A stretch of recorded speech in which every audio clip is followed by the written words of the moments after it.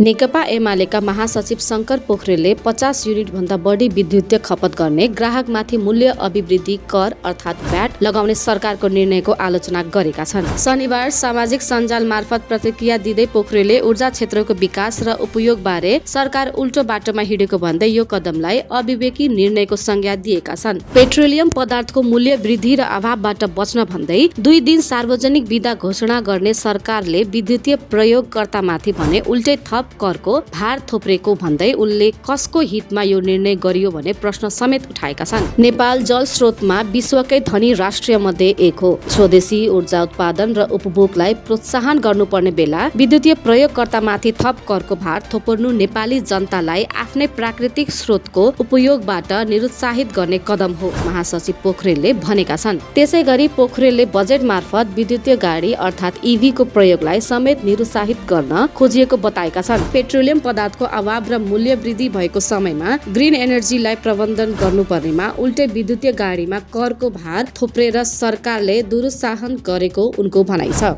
बजेटको आकार बढाउने नाममा आय स्रोत देखाउन मात्र यस्तो निर्णय गरिएको भए तत्काल गल्ती सच्याउन पोखरेलले सरकारसँग माग गरेका छन्। सरकार आफैले नाफा लिएर बिक्री गरेको विद्युतको खपत वृद्धि हुँदा भ्याट लगाएर जनताको ढाड सेक्न नहुने भन्दै उनले यसलाई आयात प्रतिस्थापन र उत्पादनशील क्षेत्रमा अधिकतम प्रयोग गर्न प्रेरित गर्नुपर्नेमा जोड दिएका छन्। उनले विद्युतीय भ्याट फिर्ता गर्न, जनताको हितमा निर्णय गर्न र स्वदेशी ऊर्जाको सम्मान गर्न सरकारको ध्यानाकर्षण गराएका छन्।